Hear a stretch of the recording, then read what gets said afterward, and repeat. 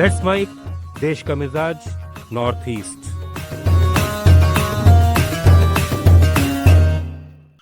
देश का मिजाज, आइए जानते हैं भारत के उत्तर पूर्वी राज्यों की आज की अहम खबरें।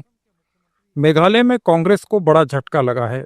राज्य में पार्टी के आखिरी विधायक रॉनी वी लिंगदोह ने कांग्रेस से इस्तीफा दे दिया और मुख्यमंत्री कॉनराड संगमा की पार्टी नेशनल पीपल्स पार्टी में शामिल हो गए। विधानसभा अध्यक्ष थॉमस ए संगमा ने उनके इस्तीफे और पार्टी परिवर्तन की पुष्टि की है। इस कदम के बाद मेघालय अब नागालैंड और सिक्किम सहित उत्तर पूर्व के उन 3 राज्यों में शामिल हो गया है जहां कांग्रेस का एक भी विधायक नहीं है। असम के शिवसागर में जिला परिषद अध्यक्ष का पद एसटी के लिए आरक्षित करने के सरकार के फैसले का विरोध हो रहा है। ऑल ताई अहोम स्टूडेंट्स यूनियन यानी अटसू के नेतृत्व में सैकड़ों लोग शिवसागर जिला उपायुक्त कार्यालय तक मार्च और नारेबाजी करते हुए पहुंचे। अटसू के नेता भास्कर बुरागोहेन ने मीडिया से बात करते हुए दावा किया कि शिवसागर जिले में करीब 78% आबादी अहोम समुदाय की है, जबकि आदिवासी केवल 6% हैं।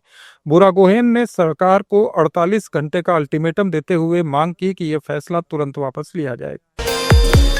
एल्विस हजारिका रिले मोड में इंग्लिश चैनल पार करने वाले पहले असमिया तैराक बन गए हैं। ये चुनौतीपूर्ण समुद्री यात्रा 13 घंटे में पूरी हुई और उनके ओपन वाटर करियर की ये 14वीं बड़ी उपलब्धि है। इंग्लिश चैनल पार करना दुनिया के सबसे मुश्किल समुद्री रास्तों में से एक माना जाता है। त्रिपुरा सरकार ने संगठित अपराध, उग्रवाद और ड्रग तस्करी जैसे मामलों से निपटने के लिए स्पेशल टास्क फोर्स गठित करने का फैसला लिया है। राज्य के गृह सचिव अभिषेक सिंह ने अगरतला में बताया कि मुख्यमंत्री मानिक साहा ने इस प्रस्ताव को मंजूरी दे दी है। एसटीएफ का नेतृत्व एसपी रैंक का अधिकारी करेगा, जो आईजी या डीआईजी स्तर के अधिकारी की निगरानी में काम करेगा। मेघालय के मुख्यमंत्री कॉनराड के संगमा ने नॉर्थ गारो हिल्स जिले के मेंडित पथार में नॉर्थ ईस्ट के सबसे बड़े पेप्सिको बॉटलिंग प्लांट का उद्घाटन किया। 340 करोड़ रुपए की लागत से बना ये प्लांट 37 एकड़ में फैला है और इससे सैकड़ों लोगों को रोजगार मिलने की उम्मीद है। मेंडित पथार मेघालय का इकलौता शहर है जहां रेलवे कनेक्टिविटी है।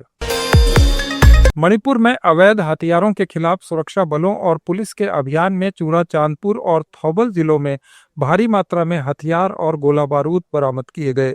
चूड़ाचांदपुर के डैम्पी रिज और बुआलियान गांव में सर्च ऑपरेशन के दौरान सुरक्षा बलों ने 14 single barrel rifle, 1 pistol, 9 IED, 1 पॉम्पी बंदूक, कारतूस, हेलमेट और संचार उपकरण सहित कई सैन्य सामग्री बरामद की। टोल्लेन गांव में भी सिंगल बैरल राइफल और पॉम्पी गोलियां बरामद की गईं।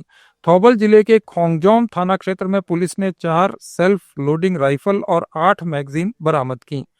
इस बीच मणिपुर में सुरक्षा बलों ने 3 उग्रवादियों सहित 4 लोगों को गिरफ्तार किया है। ये गिरफ्तारियां अलग अलग जिलों में की गई। अरुणाचल प्रदेश में ईस्ट सियांग की डिप्टी कमिश्नर सोनालिका जीवानी ने national committee on drug control की बैठक में एक्शन टेकन रिपोर्ट की समीक्षा की। इस बैठक में नशा मुक्ति केंद्रों में तय मानकों का पालन, सार्वजनिक स्थानों पर शराब पर रोक और ड्रग्स के खिलाफ जागरूकता अभियान जैसे मुद्दों पर चर्चा हुई। मिजोरम की राजधानी आइजल में Mizoram contract health workers association के बैनर तले नेशनल हेल्थ मिशन के तहत काम कर रहे सैकड़ों अनुबंधित स्वास्थ्य कर्मियों ने प्रदर्शन किया।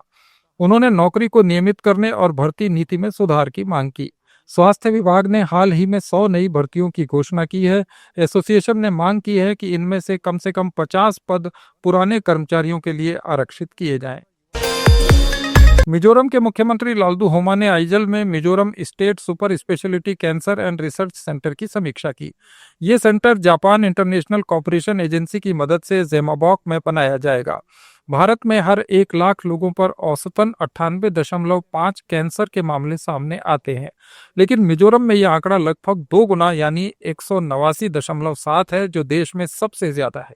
700 करोड़ रुपए के इस प्रोजेक्ट में 560 करोड़ रुपए का ऋण जापान से लिया गया है। 1991 बैच के आईएएस ऑफिसर सेंथिया नगर इमचेन को नागालैंड का अगला मुख्य सचिव नियुक्त किया गया है। वे कल कार्यभार ग्रहण करेंगे।